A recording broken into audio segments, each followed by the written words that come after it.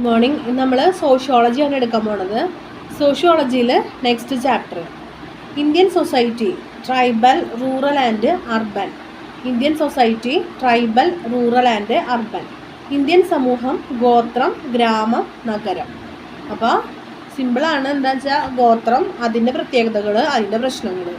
അതുപോലെ തന്നെ ഗ്രാമം, പ്രത്യേകതകൾ, പ്രശ്നങ്ങൾ. നഗരം, പ്രത്യേകതകൾ, പ്രശ്നങ്ങൾ. പിന്നെ ഇതൊക്കെ തമ്മിലുള്ള ഡിഫറൻസുകൾ. ഇത് മാത്രമാണ് ഈ ചാപ്റ്ററിൽ നോക്കാനുള്ളത്. അപ്പോൾ നമ്മൾ 1 മാർക്കിന് ചോദിക്കാവുന്നത് ഇതിൽ എന്താണ് ഗോത്രം, ഡിഫൈൻ ഗോത്രം, അല്ലെങ്കിൽ ഡിഫൈൻ ട്രൈബ്, അതുപോലെ ഡിഫൈൻ റൂറൽ, ഡിഫൈൻ അർബൻ, അങ്ങനെ പറഞ്ഞിട്ട് ചോദിക്കാം. പിന്നെ 3 മാർക്കിനായിട്ട് എന്ത് ചോദിക്കാം, ഇതിൻ്റെ പ്രത്യേകതകൾ ചോദിക്കാം. ഓരോന്നിനും പ്രത്യേകതകൾ ചോദിക്കാം. അതേപോലെ 3 മാർക്കിനൊക്കെ ആയിട്ട് തന്നെ ഇതിൻ്റെ പ്രശ്നങ്ങൾ ചോദിക്കാം. പ്രശ്നങ്ങൾ ചിലപ്പോൾ 5 മാർക്കിന് പ്രശ്നങ്ങൾ എന്ന് പറഞ്ഞിട്ട് ചോദിക്കാം. അതല്ലെങ്കിൽ വലിയ മാർക്കിന് ഗോത്രത്തെക്കുറിച്ച് എഴുതാൻ പറയാം. അപ്പോൾ എന്താണ് ഗോത്രം, അതിൻ്റെ പ്രത്യേകതകൾ, പിന്നെ അതിൻ്റെ പ്രശ്നങ്ങൾ. അപ്പം അങ്ങനെയൊക്കെ നമുക്ക് ഈ ചാപ്റ്ററിൽ നിന്ന് നമുക്ക് ചോദ്യങ്ങൾ പ്രതീക്ഷിക്കാവുന്നതാണ്. അപ്പോൾ ആകെ 3 കാര്യമുള്ളൂ. അത് വെച്ചിട്ട് ഇങ്ങനെയൊക്കെ ചോദ്യം വരാം. അപ്പോൾ നമുക്ക് തുടങ്ങാം. അപ്പോൾ അതിൽ ഒന്നാമത്തത് ഗോത്രം അല്ലെങ്കിൽ ട്രൈബ്. അപ്പോൾ കുറച്ച് 1 മാർക്കിന് ചോദിക്കുകയാണെങ്കിൽ വാട്ട് ഈസ് ട്രൈബ് എന്ന് ചോദിക്കാം, അല്ലെങ്കിൽ ഡിഫൈൻ ട്രൈബ്, അങ്ങനെ ചോദിക്കാം. പൊതുവായൊരു മേഖലയിൽ അധിവസിക്കുകയും പൊതുവായൊരു ഭാഷ സംസാരിക്കുകയും വിവാഹം, തൊഴിൽ മേഖല അല്ലെങ്കിൽ തൊഴിൽ എന്നിവയിൽ പൊതുവായ കീഴ്വഴക്കങ്ങൾ പരമ്പരയായി പിന്തുടർന്ന് പരസ്പര ധാരണയും അംഗീകാരവുമുള്ളൊരു വ്യവസ്ഥ എന്ന നിലയിൽ വികസിക്കുകയും അങ്ങനെ വിലയിരുത്തപ്പെടുകയും ചെയ്യുന്ന കുടുംബങ്ങളുടെയോ കുടുംബ സംഘങ്ങളുടെയോ ഒരു കൂട്ടമാണ് ഗോത്രം. ഇനി വളരെ ചുരുക്കി പറയുകയാണെങ്കിൽ എന്താണ്, പൊതുവായൊരു മേഖലയിൽ അധിവസിക്കുകയും പൊതുവായൊരു ഭാഷ സംസാരിക്കുകയും പൊതുവായൊരു സംസ്കാരം പുലർത്തുകയും ചെയ്യുന്ന നിരക്ഷരരായ തദ്ദേശീയരുടെ സഞ്ചയമാണ് ഒരു ഗോത്രം. 2 ഡെഫിനീഷനും പഠിക്കാം. അപ്പം പ്രത്യേകതകൾ ഇത്രയേ ഉള്ളൂ. എന്താണ്, ഒരു പൊതുവായിട്ടുള്ള സ്ഥലത്ത് അവർ ജീവിക്കുന്നു. ഓരോ കുടുംബങ്ങളോ അല്ലെങ്കിൽ കുടുംബ സംഘങ്ങളോ ആയിരിക്കും ഗോത്രങ്ങൾ. ആദിവാസി ഗോത്രങ്ങൾ എന്നൊക്കെ പറയുമ്പോൾ എന്താണ്, കുടുംബ സംഘങ്ങളായിരിക്കും. പിന്നെ എന്താണ്, പൊതുവായിട്ടുള്ള ഭാഷ സംസാരിക്കുക. അവരുടെ വിവാഹത്തിലും തൊഴിലിലൊക്കെ എന്താണ്, പരമ്പരാഗതമായിട്ടുള്ള പൊതുവായ രീതികൾ അവർ പിന്തുടർന്നുകൊണ്ട് വരിക. അവരുടെ ആചാരങ്ങളിലൊക്കെ ഒരു എന്താണ് വേറിട്ട എന്നാൽ അവർക്ക് പൊതുവായിട്ടുള്ള കുറച്ച് കാര്യങ്ങൾ കൊണ്ടുവരിക. ഇങ്ങനെയൊക്കെയുള്ള ഒരു കൂട്ടത്തിനെയാണ് എന്ത് പറയുക, ഗോത്രം എന്ന് പറയാം. പൊതുവായൊരു മേഖലയിൽ അധിവസിക്കുകയും പൊതുവായൊരു ഭാഷ സംസാരിക്കുകയും പൊതുവായൊരു സംസ്കാരം പുലർത്തുകയും ചെയ്യുന്ന നിരക്ഷരരായ തദ്ദേശീയരുടെ സഞ്ചയമാണ് ഒരു ഗോത്രം. അവരുടെ പ്രത്യേകത എന്ന് പറയുന്നത് എന്താണ്, അവർ നിരക്ഷരരാണ്. അവർക്ക് വിദ്യാഭ്യാസം അങ്ങനെ ഉണ്ടാകില്ല. ഇതാണ് ഗോത്രം. ഇനി എന്തൊക്കെയാണ് അതിൻ്റെ ക്യാരക്ടറിസ്റ്റിക്സ് അല്ലെങ്കിൽ സവിശേഷതകളെന്ന് നോക്കാം. ഗോത്രത്തിൻ്റെ, ട്രൈബിൻ്റെ ക്യാരക്ടറിസ്റ്റിക്സ്. ഐക്യരൂപമുള്ള വംശീയ വിഭാഗം. അവർ എല്ലാ കാര്യത്തിലും എന്താണ്, ഒരുപോലെയാണ്. പൊതുവായൊരു ഭാഷയുടെയും സംസ്കാരത്തിൻ്റെയും അടിസ്ഥാനത്തിൽ വേർതിരിച്ചറിയാവുന്ന വ്യക്തിത്വം. അപ്പോൾ ഇത് ഇന്ന ഗോത്രമാണ് എന്ന് നമുക്ക് മനസ്സിലാക്കാൻ പറ്റും. കാരണം ആ ഗോത്രത്തിന് മാത്രമായൊരു ഭാഷ ഉണ്ടായിരിക്കും, ആ ഗോത്രത്തിന് മാത്രമായിട്ടുള്ള ഒരു സംസ്കാരം ഉണ്ടായിരിക്കും. പ്രാകൃതമായ സാങ്കേതിക വിദ്യയെ ആശ്രയിക്കുന്നു. ഇപ്പോഴും എന്താണ്, പഴയ മനുഷ്യന്മാരെ പോലെ വേട്ടയാടിയും കാട്ടിൽ നിന്നുള്ള സാധനങ്ങളൊക്കെ ശേഖരിച്ചും അങ്ങനെ അമ്പും വില്ലൊക്കെ ഉള്ള ആയുധങ്ങളൊക്കെ ഉപയോഗിച്ചിട്ട് ഒരു തരത്തിലുള്ള പരിഷ്കാരവും തൊട്ട് തീണ്ടാത്ത പോലെ അവർ ജീവിക്കുന്നു. ഭാഷയ്ക്ക് ലിപി ഇല്ല. അവർക്ക് പ്രത്യേക ഭാഷയുണ്ട്, പക്ഷെ ആ ഭാഷയ്ക്ക് എന്തില്ല, ലിപി ഇല്ല, എഴുത്തുരൂപമില്ല. ഒരു പ്രത്യേക മേഖലയിൽ അവർ അധിവസിക്കുന്നു. വൈദഗ്ധ്യ തൊഴിൽ വിഭജനത്തിൻ്റെ അഭാവമുണ്ട്. ഇവിടെ എന്താ വെച്ച് കഴിഞ്ഞാൽ അറിയാവുന്ന തൊഴിൽ ചെയ്യുന്ന ആ ഒരു തൊഴിൽ വിഭജനം ഉണ്ടല്ലോ, ആശാരിമാർ, കൽപ്പണിക്കാർ, അങ്ങനെയൊക്കെ ആ ഒരു വിഭജനം ഇവിടെ ഇല്ല. വ്യക്തമായി നിർവചിക്കപ്പെട്ട രാഷ്ട്രീയ അതിർത്തിയുണ്ട്. ഈ ഗോത്രം അവർ ഇത്രയാണ് സ്ഥലം, ഇത്രയും എന്താണ്, അല്ലെങ്കിൽ ഇത്രയും ഭാഗം ആ ഗോത്രത്തിന് ഉൾപ്പെടുന്നതാണ്. അങ്ങനെ ഒരു പ്രത്യേകം വ്യക്തമായിട്ട് അവർ അതിർത്തി തിരിച്ചിട്ടുണ്ട്. ഇതൊക്കെയാണ് അതിൻ്റെ പ്രത്യേകതകൾ, അല്ലെങ്കിൽ ഫീച്ചേഴ്സ്, അല്ലെങ്കിൽ എന്താ പറയുക, ക്യാരക്ടറിസ്റ്റിക്സ് എന്നൊക്കെ പറയാം. ഇനി എന്തൊക്കെയാണ് ഈ ട്രൈബൽ പീപ്പിൾസിൻ്റെ പ്രോബ്ലംസ്, അല്ലെങ്കിൽ ഗോത്രവർഗ്ഗക്കാർക്ക് നേരിടേണ്ടി വരുന്ന പ്രോബ്ലംസ് എന്തൊക്കെയാണ്? ഒന്ന്, ഭൂമിശാസ്ത്രപരമായ ഒറ്റപ്പെടൽ മൂലമുള്ള പ്രശ്നങ്ങൾ. അവരേതെങ്കിലും ഒരു പ്രത്യേക സ്ഥലത്ത് ഒതുങ്ങി ജീവിക്കുന്നവരാണ്.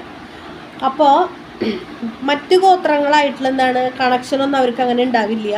അപ്പോൾ ആ ഒറ്റപ്പെട്ടൊരു സ്ഥലത്ത് ആവുമ്പോഴുള്ള പ്രശ്നം എന്ന് പറയുന്നത് മറ്റു പുറം ലോകമായിട്ടുള്ള കണക്ഷൻ ഇല്ല. അപ്പോൾ അതിൻ്റേതായിട്ടുള്ള രീതിയിൽ ഭക്ഷണത്തിനാണെങ്കിലും അല്ലെങ്കിൽ അങ്ങനെയുള്ള ഒരു സമ്പർക്കപ്പെടാത്തത് കൊണ്ടാണ് അവരിപ്പോഴും പ്രാകൃതമായിട്ട് പോയിരിക്കുന്നത്. പിന്നെയുള്ളത് സാംസ്കാരിക പ്രശ്നങ്ങൾ. ഓരോ ഗോത്രവും വ്യത്യസ്തമാണ്. അവർക്ക് വ്യത്യസ്ത ആചാരങ്ങളുണ്ടാവും, അനുഷ്ഠാനങ്ങളൊക്കെ ഉണ്ടാവും. അപ്പോൾ ഗോത്രത്തിൽ പെടാത്ത ആൾക്കാർക്ക് അവരുടെ ആചാരങ്ങളോ അല്ലെങ്കിൽ അവരുടെ സംസ്കാരമോ ഒന്നും മനസ്സിലാക്കാനും ഉൾക്കൊള്ളാനൊന്നും അത്രയ്ക്ക് അങ്ങോട്ട് ബുദ്ധിമുട്ടായിരിക്കും. ഇപ്പോൾ ഒരു എക്സാമ്പിൾ പറയുകയാണെങ്കിൽ നമ്മൾ കിൻഷിപ്പ് അങ്ങനെ പറഞ്ഞപ്പോൾ ഒരു കവേർഡ് പറഞ്ഞു അല്ലേ. അതായത് ഭാര്യ ഗർഭിണിയായിരിക്കുമ്പോൾ അതിൻ്റെ ചിട്ടകളൊക്കെ എന്ത് ചെയ്യുക, ഭർത്താവും കൂടെ അനുസരിക്കുക എന്നുള്ളത്. അത് ഗോത്രവർഗ്ഗക്കാർക്ക് ഇടയിലുള്ള ഒരു പ്രത്യേകതയാണ്. അപ്പോൾ ഭാര്യയെ പോലെ ഇയാൾ ജോലിക്കും പോകില്ല. അതൊക്കെ നമുക്ക് അംഗീകരിക്കാവുന്ന കാര്യമാണോ? അല്ലെങ്കിൽ നമുക്ക് അതിനെക്കുറിച്ച് മനസ്സിലാക്കാൻ പറ്റിയെന്ന് വരില്ല. ഇനിയുള്ളത് അവരുടെ സാമൂഹ്യ പ്രശ്നങ്ങളാണ് അടുത്തത്. ഒന്നാമത്തെ എന്താണ്? നിരക്ഷരത. അവർക്ക് വിദ്യാഭ്യാസം ഇല്ല. അപ്പോൾ വിദ്യാഭ്യാസം ഇല്ലാത്തത് കൊണ്ട് തന്നെ എന്താണ്, മറ്റുള്ളവരെ അതിന് ഉൾക്കൊള്ളാനും പുറത്തുനിന്നൊരാൾ വന്നു കഴിഞ്ഞാൽ അവരാകെ ചിന്തിക്കുക എന്താണ്, അവർക്ക് പ്രശ്നമുണ്ടാക്കാൻ വന്നവരാണ്. അങ്ങനത്തെ ഒരു ചിന്താഗതി മാത്രമാണ്. പിന്നെ അക്ഷരാഭ്യാസം ഇല്ല. അപ്പം അങ്ങനെയുള്ള പ്രശ്നങ്ങളൊക്കെ അവർ നേരിടുന്നുണ്ട്. അടുത്തത് ആരോഗ്യവും പോഷക ആഹാരവും. അപ്പോൾ അവർ പൊതുവെ എന്താണ്, ആരോഗ്യവാന്മാരാണ്. പക്ഷേ ഇവർക്ക് നിരന്തരമായ അണുബാധ ഉണ്ടാവാൻ കാരണമുണ്ട്. അതായത് ഇപ്പോൾ നമ്മളെപ്പോലെ അത്ര ഹൈജീനിക് ആയിട്ടുള്ള കണ്ടീഷനിലൊന്നും ആവില്ല അവർ ജീവിക്കുകയും ഭക്ഷണം പാകം ചെയ്യുകയൊക്കെ ചെയ്യാം. അപ്പോൾ അവർക്ക് എന്താണ്, പലതരത്തിലുള്ള അണുബാധകൾ ഉണ്ടാവാനും ഒക്കെ ഉണ്ടാവും. അതുപോലെ പോഷകാഹാരക്കുറവും. അവരെന്തെങ്കിലും കാട്ടിൽ നിന്ന് കിട്ടിക്കഴിക്കുന്നു, വിശപ്പടക്കുന്നു എന്ന് മാത്രമേ ഉള്ളൂ. അല്ലാതെ ഇപ്പോൾ നമ്മളൊക്കെ ഇപ്പോൾ കൊണ്ടുവരുന്ന ന്യൂട്രീഷണൽ വാല്യൂം ന്യൂട്രീഷണൽ കാര്യങ്ങളൊന്നും എന്താണ് അവർക്ക് പരിചയമല്ല. അപ്പോൾ അവർക്ക് പോഷകാഹാരത്തിൻ്റെ കുറവുണ്ട്. പിന്നെയുള്ളത് സാമ്പത്തിക പ്രശ്നങ്ങൾ. അപ്പോൾ ഇവർ കാട്ടിലായിരിക്കും മിക്കവാറും ജീവിക്കുക. അപ്പോൾ അവരുടെ തൊഴിലെന്ന് പറയണമെന്നാണ് കാട്ടിൽ നിന്നുള്ള എന്തെങ്കിലും ഭക്ഷണം ശേഖരിക്കുക, വേട്ടയാടുക, മീൻ പിടിക്കുക, അതൊക്കെയാണ്. അപ്പം അതുകൊണ്ടൊക്കെ അവരവരുടെ നിവർത്തിക്കാൻ മാത്രമേ, അവരുടെ ഭക്ഷണം കഴിഞ്ഞു പോകുന്നു അല്ലെങ്കിൽ അവരുടെ ആവശ്യം കഴിഞ്ഞു പോകുന്നു എന്ന് മാത്രമേ ഉള്ളൂ. അത് കഴിഞ്ഞിട്ടുള്ളൊരു സമ്പാദ്യമോ അങ്ങനെയുള്ള കാര്യങ്ങൾക്കൊന്നും അവർക്ക് ചിന്തയില്ല, അതിനെക്കുറിച്ച് അവർക്ക് അറിവില്ല. അപ്പം എന്താണ്, അവർ സാമ്പത്തികമായിട്ട് വളരെ താഴ്ന്നു നിൽക്കുന്ന ഒരവസ്ഥയിലാണ്. അവരുടെ സാമ്പത്തിക പ്രശ്നങ്ങൾ വരുന്നതാണ് എന്ത്, ദാരിദ്ര്യവും കടബാധ്യതയും. എല്ലാവരും എന്താണ്, ദാരിദ്ര്യരേഖയ്ക്ക് താഴെയുള്ളവരാണ്. ഇപ്പോൾ പുതിയ പുതിയ സാങ്കേതിക വിദ്യകൾ അറിയില്ല, വരുമാനം കണ്ടെത്താനുള്ള മാർഗങ്ങൾ അറിയില്ല. എന്താണ് വരുമാനം എന്നോ അല്ലെങ്കിൽ എങ്ങനെയാണ് അത് സ്വരുക്കൂട്ടേണ്ടതെന്നോ മുന്നോട്ടുള്ള ജീവിതം നന്നാക്കണമെന്നോ അതൊന്നും അവർക്കറിയില്ല. അവരെ സംബന്ധിച്ചിടത്തോളം എന്താണ്, അവർ പോയി അന്നന്ന് വിശപ്പടക്കാനുള്ള അല്ലെങ്കിൽ അപ്പപ്പോൾ വിശപ്പടക്കാനുള്ള കാര്യങ്ങൾ മാത്രമാണ് അവർ കണ്ടെത്തിക്കൊണ്ടിരിക്കുന്നത്. പിന്നെയുള്ളത് സ്ഥിരമായ വിപണിയുടെ അഭാവം. അപ്പോൾ അവരിങ്ങനെ ഒരു ഉള്ളേരിയയിലൊക്കെ ആവും താമസിക്കുന്നുണ്ടാവാം. ഇവർക്ക് വന്ന് സാധനങ്ങൾ വാങ്ങിക്കൊണ്ട് പോവാനോ അങ്ങനെയുള്ള അല്ലെങ്കിൽ ഒരു മാർക്കറ്റോ അതൊക്കെ കാണുമ്പോഴാണ് അത് വാങ്ങണം, അങ്ങനെയാണ് ഇങ്ങനെയാണെന്നൊക്കെയുള്ള ഒരു ചിന്താഗതികൾ വരണ്ടേ. അപ്പം അങ്ങനെയുള്ളൊരവസ്ഥകളൊന്നും അവർക്ക് ഇല്ല. പിന്നെ വരുന്നത് തൊഴിലില്ലായ്മയും ജോലി സ്ഥിരതയില്ലായ്മയും. അവർക്കിപ്പോൾ ഈ പറഞ്ഞ പോലെ അവരുടെ ആവശ്യം നടത്താൻ വേണ്ടിയിട്ടുള്ള കാര്യങ്ങൾ, അതിലപ്പുറത്തേക്ക് എന്താണ്, ഒരു നല്ല ജോലിയോ അല്ലെങ്കിൽ സ്ഥിര വരുമാനമോ ഒന്നും ഉണ്ടാക്കാനായിട്ട് അവർക്ക് പറ്റുന്നില്ല. ബാങ്കിങ് സൗകര്യങ്ങളുടെ അപര്യാപ്തത. അപ്പോൾ തൊഴിലും ഇതൊന്നും ഇല്ലാണ്ടാകുമ്പോൾ എന്താണ്, അവർക്ക് എങ്ങനെയാണ് സമ്പാദിക്കേണ്ടത്. അപ്പോൾ ബാങ്കിങ് സൗകര്യങ്ങളൊന്നുമില്ല. അതൊക്കെ കാണുമ്പോഴാണ് അവരിങ്ങനെയാണല്ലോ ചെയ്യുക. അപ്പോൾ അവരതിന് വേണ്ടിയിട്ട് സമ്പാദിക്കാൻ വേണ്ടിയിട്ട് ജോലി ചെയ്യാൻ തുടങ്ങും. അങ്ങനെയുള്ള മാറ്റങ്ങൾ അവർക്കിടയിൽ വരും. ഇതൊന്നും ഇല്ലാത്തത് കൊണ്ട് എന്താണ്, അവർക്ക് അതിനെക്കുറിച്ചൊന്നും ചിന്തയില്ല. പിന്നെയുള്ളവരെ പ്രശ്നം എന്ന് പറയുന്നത് മതപരമായിട്ടുള്ള പ്രശ്നമാണ്. അവരുടെ മതസങ്കല്പം അല്ലെങ്കിൽ അവരുടെ ദൈവം അങ്ങനെയൊക്കെ പറയണതാണ് വളരെ പ്രാകൃതമായിട്ടുള്ള അവസ്ഥയിലാണ്. അപ്പോൾ പിന്നെ അവരുടെ പ്രശ്നം എന്ന് പറയുന്നത്, ഇപ്പോൾ ബ്രിട്ടീഷുകാരൊക്കെ കടന്നതോടുകൂടി കുറേ ഗോത്രവർഗ്ഗക്കാരെ ഇങ്ങനെ ക്രിസ്ത്യൻസൊക്കെ ആയിട്ട് മാറ്റിയിട്ടുണ്ട്. അപ്പോൾ അവർ ആചരിച്ച് വന്നിരുന്ന കുറേ ആചാരങ്ങൾ, അതിൽ നിന്ന് വലിയ മാറ്റങ്ങൾ അവർക്ക് വരുമ്പോൾ അത് അവരെ വളരെയധികം ബാധിച്ചിട്ടുണ്ട്. ഇതൊക്കെയാണ് നമ്മുടെ ട്രൈബ്സിൻ്റെ പ്രോബ്ലംസ്. മെയിൻ ഹെഡിങ്സ് ഒന്ന് വായിച്ച് നോക്കുക, അതിൻ്റെ ഉള്ളിലുള്ളത് നമുക്ക് എഴുതാവുന്നതാണ്. അപ്പോൾ ഹെഡിങ്സ് ആൻസറിൽ ഉണ്ടാവണം കേട്ടോ. ഇനി നെക്സ്റ്റ് വരുന്നത് റൂറൽ സൊസൈറ്റി അല്ലെങ്കിൽ ഗ്രാമ സമൂഹം. അപ്പോൾ ഫസ്റ്റ് എന്താ വരിക, വാട്ട് ഈസ് റൂറൽ സൊസൈറ്റി എന്നുള്ളത്. കൃഷിയിടങ്ങളിലോ ചെറിയ കുടിലുകളിലോ ഗ്രാമങ്ങളിലോ താമസിക്കുകയും അവ തങ്ങളുടെ പൊതുവായ പ്രവർത്തനങ്ങളുടെ കേന്ദ്രമാക്കുകയും ചെയ്യുന്നവരെ ഗ്രാമസമൂഹക്കാർ എന്ന് പറയുന്നു. അപ്പോൾ അവർ കൃഷി ചെയ്യുന്നവരായിരിക്കാം. അപ്പോൾ ആ കൃഷിയുമായി ബന്ധപ്പെട്ട് ആ കൃഷിയിടത്തിന് ചുറ്റുമായിട്ട് ചെറിയ കുടിലുകളിൽ അല്ലെങ്കിൽ ഗ്രാമങ്ങളിലൊക്കെ അവർ താമസിക്കാം. അപ്പോൾ അത് അവരുടെ പ്രവർത്തന മേഖലയുമായി ബന്ധപ്പെട്ടിട്ടാണ് അവരവിടെ ഇങ്ങനെ ഒരുമിച്ച് നിൽക്കുന്നത്. മറ്റവരങ്ങനെയല്ല, അവരിങ്ങനെ പ്രാകൃതരായിട്ട് സമൂഹമായി തന്നെ അവർ കൂട്ടമായി അങ്ങനെ ജീവിക്കുന്നവരാണ്. ഇവരെന്താണ്, ഇവരുടെ ജോലി ചെയ്യുന്ന മേഖലയുമായി ബന്ധപ്പെട്ടിട്ട് കൂട്ടമായി പോയവരാണ്. അവരെയാണ് നമ്മൾ ഗ്രാമസമൂഹം അല്ലെങ്കിൽ റൂറൽ സൊസൈറ്റി എന്ന് പറയാം. ഇനി ഇതിൻ്റെ പ്രത്യേകതകൾ എന്തൊക്കെയാണ്?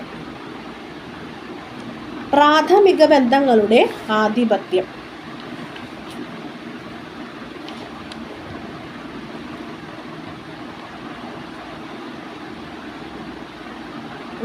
പ്രാഥമിക ബന്ധങ്ങളുടെ ആധിപത്യം എന്ന് പറയുമ്പോൾ ഈ ഗ്രാമസമൂഹങ്ങളെല്ലാം എന്താണ് പ്രാഥമികം, അതായത് എന്തെങ്കിലും ഒരു ജോലി അല്ലെങ്കിൽ ഈ കൃഷിയുമായി ബന്ധപ്പെട്ടിട്ട് കൂടിച്ചേർന്ന് പോയവരാണ് ഇവർ. അപ്പോൾ ഇവരെ മറ്റ് അല്ലെങ്കിൽ പരമ്പരാഗതമായിട്ട് അങ്ങനെ ജീവിക്കുന്നവരോ ഒന്നായിരിക്കില്ല. ഇപ്പോൾ ഈ സമൂഹത്തിൽ ഇപ്പോൾ കുറച്ച് പേരുണ്ട്, കുറച്ച് നാൾ കഴിയുമ്പോൾ എന്താണ് വേറൊരാൾ ഈ തൊഴിലിലേക്ക് ഇറങ്ങി വന്നിട്ട് അവരെ കൂടെ വന്ന് അങ്ങനെ ജീവിക്കാം. അപ്പോൾ അവരെന്താണ് പ്രാഥമികമായി വരുന്ന ആൾക്കാർ, അതിനാണ് പ്രാഥമിക സമൂഹങ്ങളുടെ പ്രാഥമിക സമൂഹങ്ങളുടെ ആധിപത്യം എന്ന് പറയുന്നത്. രണ്ടാമത്തത് ഏകജാതീയത. ഏകജാതീയത എന്ന് പറയുമ്പോൾ ഇവരെന്താണ് ഒറ്റ ജാതി ചിന്തയിലുള്ളവരായിരിക്കും. സമൂഹത്തിൽ ഇങ്ങനെ ഐക്യരൂപമൊക്കെ കൊണ്ടുവരാൻ വേണ്ടിയിട്ട്, അവിടെ ഒരു പ്രകടമാവാൻ വേണ്ടിയിട്ട് ഒരു ജാതി ചിന്തയിൽ ഏതെങ്കിലും ഒരു ജാതിയുമായി ബന്ധപ്പെട്ടിട്ടായിരിക്കും അവരങ്ങനെ ഉണ്ടാവുക. പണ്ടൊക്കെ ആണെങ്കിൽ കൃഷിയിടങ്ങളിൽ പണിയെടുത്തവർ പുലയര്, പറയര് അങ്ങനെയൊക്കെ ആയിരിക്കും.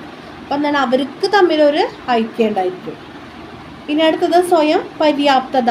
അവർക്ക് തൊഴിൽ ചെയ്യാൻ അറിയാം, ആ തൊഴിലുമായി ബന്ധപ്പെട്ടാണ് അവിടെ ഗ്രാമം ഉയർന്നു വന്നിരിക്കുന്നത്. അപ്പം അവർ സ്വയം പര്യാപ്ത ഉണ്ടായിരിക്കും. ഇനി തൊഴിലുകൾ, ഓരോ പ്രധാന തൊഴിൽ കൃഷിയാണ്. അതല്ലാതെ എന്താണ് കാർഷികേതര ജോലികളും അവർ ചെയ്യുന്നുണ്ട്. പക്ഷേ തൊഴിൽ വിഭജനം ഇവിടെ കുറവാണ്. കാരണം ഏതെങ്കിലും ഒരു തൊഴിലിനെ ആശ്രയിച്ചിട്ടാണല്ലോ ആ ഗ്രാമസമൂഹം അവിടെ വന്നിരിക്കുന്നത്.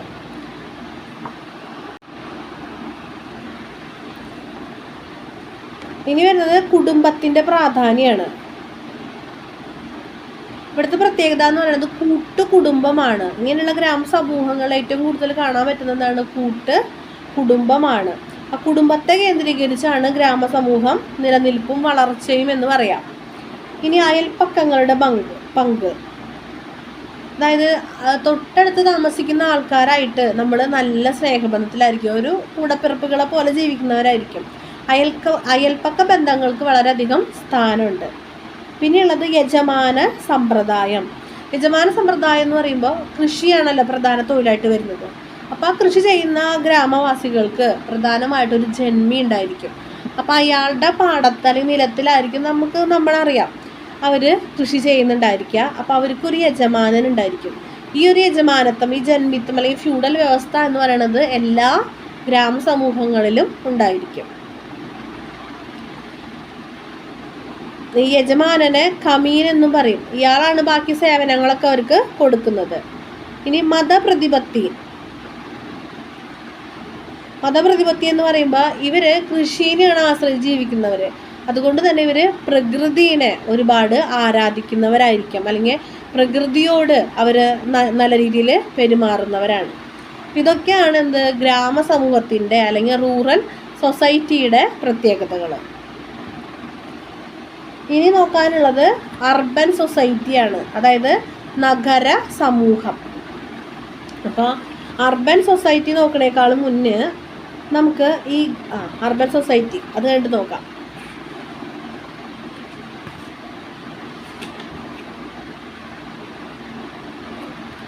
അടുത്തത് അർബൻ സൊസൈറ്റിയാണ്, നഗര സമൂഹമാണ്.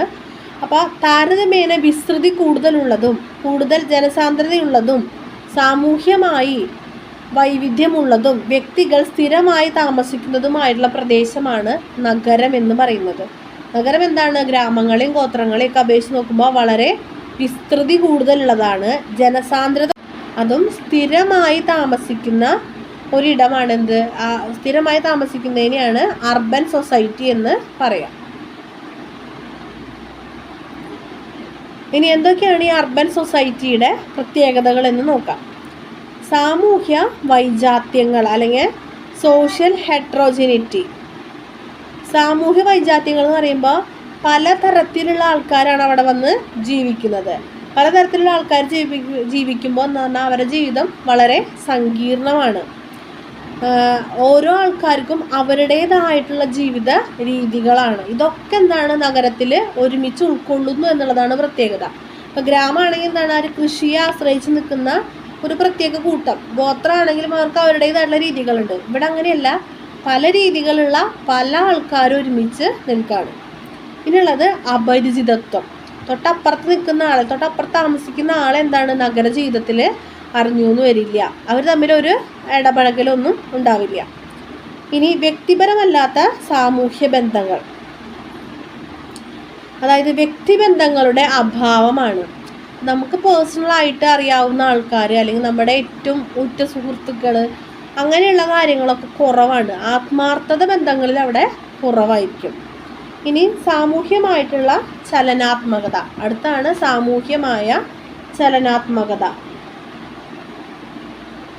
അപ്പം ഇവിടെ ഒരു നഗര ജീവിതത്തിൽ ഒരു ജന്മിയുടെ മകനാണോ അല്ലെങ്കിൽ എന്താണ് ഒരു പാവപ്പെട്ടവനാണോ അങ്ങനെയൊന്നുമില്ല. നമ്മൾക്ക് എന്ത് നേട്ടം ഉണ്ടാക്കാൻ പറ്റി അല്ലെങ്കിൽ നമ്മൾ സമൂഹത്തിൻ്റെ ഏത് രീതിയിൽ നമ്മുടെ കഷ്ടപ്പാടുകൾ കൊണ്ട് നമ്മൾ സമൂഹത്തിൽ ഏതൊരു പൊസിഷനിലിരിക്കുന്നു അതിനാണ് അവിടെ മുഖ്യം. അല്ലാണ്ട് നമ്മൾ ഇത്ര വലിയ കുടുംബത്തിൽ നിന്ന് വന്നു അതൊന്നും ഇവിടെ ഇല്ല. നമ്മുടെ കഴിവാണ് ഇവിടെ നോക്കുന്നത്. പിന്നെ സ്ഥലപരമായ വേർതിരിവ്. വളരെയധികം ജനസാന്ദ്രത കൂടുതലായതുകൊണ്ട് തന്നെ എല്ലാവർക്കും ഒരുമിച്ച് ജീവിക്കാനുള്ള സ്ഥലമൊക്കെ കുറവാണ്. അപ്പോൾ ഫ്ലാറ്റുകൾ, കെട്ടിട സമുച്ചയങ്ങൾ അങ്ങനെയൊക്കെ വന്നുകൊണ്ടിരിക്കും. പിന്നെ സന്നദ്ധ സംഘടനകളുടെ ആധിക്യം. ഇവിടുത്തെ എന്ന് പറഞ്ഞാൽ ഒരുപാട് സംഘടനകളുണ്ടാവും. ആ സമിതി ഈ സമിതി എന്നൊക്കെ പറഞ്ഞിട്ട് ക്ലബ്ബുകൾ അങ്ങനെയുള്ള കാര്യങ്ങളൊക്കെ ഇവിടെ കൂടുതലായിരിക്കും. ഇനി നോക്കാനുള്ളത് എന്തൊക്കെയാണ് ഇവിടുത്തെ പ്രശ്നങ്ങൾ എന്നുള്ളതാണ്. ഇവിടെ അർബൻ സൊസൈറ്റിയുടെ പ്രശ്നങ്ങൾ. അതിലൊന്നാമത്തത് ചേരികൾ. നഗരവൽക്കരണം, വ്യവസായവൽക്കരണമൊക്കെ ഭാഗമായിട്ട് ധാരാളം ചേരികൾ ഉണ്ടായിട്ടുണ്ട്. ഈ ചേരികൾ എന്നൊക്കെ പറയുമ്പോൾ അത്ര ഹൈജീനിക് അല്ല. അപ്പോൾ പലതരത്തിലുള്ള രോഗങ്ങളും അതൊക്കെ ഉണ്ടാവുന്നുണ്ട് അവിടെ നിന്ന്. ഇനി ജനസംഖ്യയുടെ കേന്ദ്രീകരണം. കുറഞ്ഞ സ്ഥലത്ത് ഒരുപാട് പേർക്ക് താമസിക്കേണ്ടി വരികയാണ്. അപ്പോൾ പാർപ്പിടത്തിന് വേണ്ടിയുള്ള പ്രശ്നങ്ങളുണ്ടാവും, ആഹാരത്തിന് വേണ്ടിയിട്ടുള്ള പ്രശ്നങ്ങൾ അവിടെ ഉടലെടുക്കും. പാർപ്പിട ദൗർലഭ്യം, അതാണ് ഒരു കാര്യം. ജനസംഖ്യയുടെ കേന്ദ്രീകരണത്തിൽ വരുന്നത് പാർപ്പിട ദൗർലഭ്യം. അപ്പോൾ താമസിക്കാനുള്ള സ്ഥലം കുറവാണ്. ഇനി ജലവിതരണം. അപ്പോൾ 24 മണിക്കൂറും ശുദ്ധജലം കിട്ടണമെന്ന് ഇല്ല. അപ്പോൾ ഇത്ര സമയത്തൊക്കെ വരുള്ളൂ. അപ്പം നല്ല വെള്ളം കിട്ടാനായിട്ട് അവിടെ ബുദ്ധിമുട്ടാണ്. പിന്നെ ഗതാഗതവും ഗതാഗത കുരുക്കും. നമുക്കറിയാം അല്ലേ, വലിയ വലിയ സിറ്റികളൊക്കെ ആണെങ്കിലോ ട്രാഫിക് ജാമുകൾ ഇഷ്ടംപോലെ ഉണ്ടാവും. പിന്നെ സാമൂഹ്യ തിന്മകൾ. ഒരുപാട് പേര് ഒരുമിച്ച് ഇങ്ങനെ വന്ന് താമസിക്കുമെന്നാണ് പലതരത്തിലുള്ള എന്താ പറയുക, കൊള്ളയടിക്കാനും കൊലപാതകങ്ങളും അങ്ങനെയുള്ള കാര്യങ്ങളൊക്കെ അവിടെ കൂടുതലായിരിക്കും. ഇതൊക്കെയാണ് നഗര ജീവിതത്തിൻ്റെ പ്രശ്നങ്ങൾ. ഇനി നോക്കാനുള്ളത് ഗ്രാമവും നഗരവും തമ്മിലുള്ള ഡിഫറൻസ് ആണ്. അത് നോക്കി വെക്കണം കേട്ടോ. 2 മാർക്കൊക്കെ ആയിട്ട് ചോദിക്കാം. അപ്പോൾ ഗ്രാമം നഗരം തമ്മിലുള്ള ഡിഫറൻസ് ചോദിക്കുമ്പോൾ ഗ്രാമത്തിൽ ജനസാന്ദ്രത കുറവാണ്, നഗരത്തിലോ ജനസാന്ദ്രത കൂടുതലാണ്. ഗ്രാമം പ്രകൃതിയുമായി നല്ല ബന്ധം സ്ഥാപിക്കുന്നുണ്ട്. നഗരത്തിൽ അങ്ങനെ പ്രകൃതിയുമായിട്ട് നേരിട്ട് ബന്ധമൊന്നുമില്ല, കാരണം തിരക്ക് പിടിച്ച ജീവിതമാണ്. ഗ്രാമത്തിലെ മുഖ്യ തൊഴിൽ കൃഷിയാണ്. നഗരത്തിലാണെങ്കിലോ കൃഷിയല്ലാത്ത പലതരത്തിലുള്ള ജോലികൾ, ഒരു ജോലിയുടെ പേരിലുള്ള വിഭജനം അവിടെയുണ്ട്. ഗ്രാമം എന്ന് പറയുമ്പോൾ അയൽപ്പക്കങ്ങൾക്ക് ഏറെ പ്രാധാന്യമുണ്ട്. നഗരത്തിൽ അങ്ങനെ ഒരു പ്രാധാന്യം ഇല്ല എന്നല്ല, കുറവാണ്. ഇനി ഗ്രാമത്തിൽ ചലനാത്മകത ഇല്ല, അത് തീരെ കുറവ്. എന്നും അതിങ്ങനെ ഒരു ഇതിലിങ്ങനെ പോകും. പക്ഷെ നഗരം എന്ന് പറയുന്നത് വളരെ ചലനാത്മകമാണ്.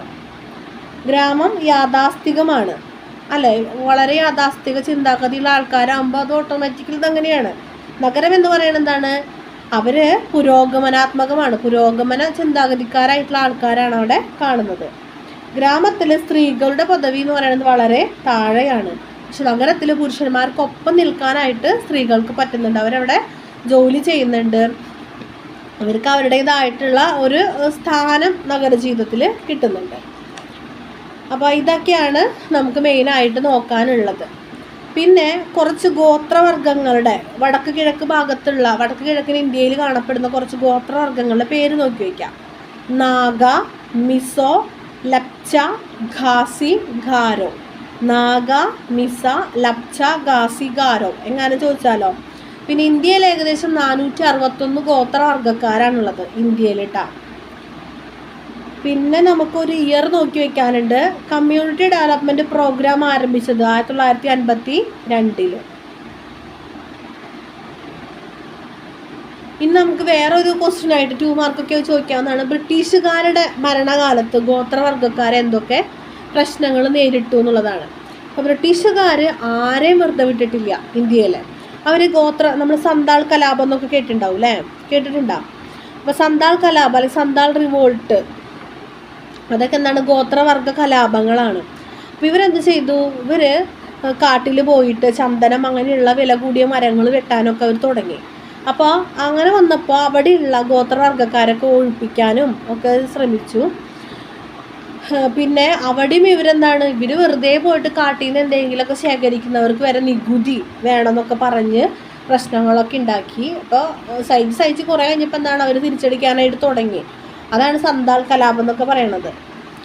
അതായത് ബ്രിട്ടീഷുകാർ ഗോത്രവർഗ്ഗക്കാരുടെ മേലെ ആധിപത്യം സ്ഥാപിക്കാനായിട്ട് ശ്രമിച്ചു. ധാതു വിഭവങ്ങൾ ഒരുപാടുണ്ടായിരുന്നു വനമേഖലയിലൊക്കെ, അതൊക്കെ അവർ ചൂഷണം ചെയ്യാണ്. പിന്നെ മിഷണറിമാരുടെ കടന്നുവരവോട് കൂടിയിട്ട് നമ്മൾ നേരത്തെ പറഞ്ഞിട്ടുണ്ടായി മതപരിവർത്തനം ഇവർക്കിടയിൽ ഉണ്ടാക്കുകയാണ്. അപ്പോൾ അവർക്ക് അവരുടെ ആ ഒരു ഇതിൽ മതപരിവർത്തനം എന്ന് പറയുമ്പോൾ കുറച്ചും കൂടിയും നമ്മൾ ഇന്ന മതത്തിലേക്ക് പോയി കഴിഞ്ഞാൽ അല്ലെങ്കിൽ ഇവരുടെ ക്രിസ്തു മതത്തിലേക്ക് പോയി കഴിഞ്ഞാൽ കുറച്ച് കുറവ് അനുഭവിച്ചാൽ മതി എന്നുള്ള ചിന്താഗതിയിലാണ് പകുതി ആൾക്കാരും ഇങ്ങനെ മതപരിവർത്തനം നടത്തുന്നത്. പിന്നെ ഇവിടെ ഈ മേഖലകളിൽ വ്യവസായശാലകൾ സ്ഥാപിക്കാൻ തുടങ്ങിയോടുകൂടി ഇവർക്ക് അവരുടെ വാസസ്ഥലം തന്നെ നഷ്ടപ്പെട്ടു. അവരവിടെ നിന്ന് പോകേണ്ട അവസ്ഥകളൊക്കെ ഉണ്ടായി. അപ്പോൾ ഇതൊക്കെയാണ് ബ്രിട്ടീഷുകാരെ കൊണ്ട് ഈ ഗോത്രവർഗ്ഗക്കാർക്ക് ഉണ്ടായ പ്രശ്നങ്ങൾ. അതൊരു 2 മാർക്കിനൊക്കെ ചോദിക്കാവുന്നതാണ് കേട്ടോ, അതൊന്ന് പഠിച്ചു വയ്ക്കാം. അതല്ലാതെ ഇപ്പോൾ ഈ ചാപ്റ്ററിൽ നോക്കാനുള്ളത് എന്താണ് ട്രൈബ്, അതിൻ്റെ ക്യാരക്ടറിസ്റ്റിക്സ്, അവരുടെ പ്രോബ്ലംസ്, എന്താണ് റൂറൽ സൊസൈറ്റി, അതിൻ്റെ ക്യാരക്ടറിസ്റ്റിക്സ്, അവരുടെ പ്രോബ്ലംസ്, എന്താണ് അർബൻ സൊസൈറ്റി, അവരുടെ ഫീച്ചേഴ്സ്, പിന്നെ അവരുടെ പ്രോബ്ലംസ്, പിന്നെ നഗരവും ഗ്രാമവും തമ്മിലുള്ള ഡിഫറൻസ്. ഇത്രയുമാണ് ഇതിൽ പഠിച്ചു വയ്ക്കാനുള്ളത്. ഇതെന്തായാലും പഠിച്ചു വയ്ക്കാം. ഇതിൽ അർബൻ സൊസൈറ്റി റിപ്പീറ്റഡ് ആയിട്ട് ചോദിച്ചിട്ടുള്ള ഒരു ക്വസ്റ്റ്യൻ ആണ് കേട്ടോ, ഡിഫൈൻ അർബൻ സൊസൈറ്റി എന്ന് പറഞ്ഞിട്ട്. അപ്പോൾ അതൊന്ന് നോക്കി വയ്ക്കാം. ബാക്കിയുള്ളതും നന്നായിട്ട് വായിച്ച് മനസ്സിലാക്കി വയ്ക്കുക. അപ്പോൾ ഫീച്ചേഴ്സൊക്കെ ചോദിക്കുമ്പോൾ എന്താണ്, മെയിൻ ഹെഡിങ് നിങ്ങൾ പഠിക്കുക. അതിൻ്റെ ഉള്ളിലുള്ളത് എന്താണ് നിങ്ങൾ വായിച്ച് മനസ്സിലാക്കിയിട്ട് നിങ്ങളുടെ സ്വന്തം ഭാഷയിൽ എഴുതാം. ഇത്രയാണ് ഈ ചാപ്റ്ററിലുള്ളത്. നന്നായിട്ട് പഠിക്കാം. Thank you.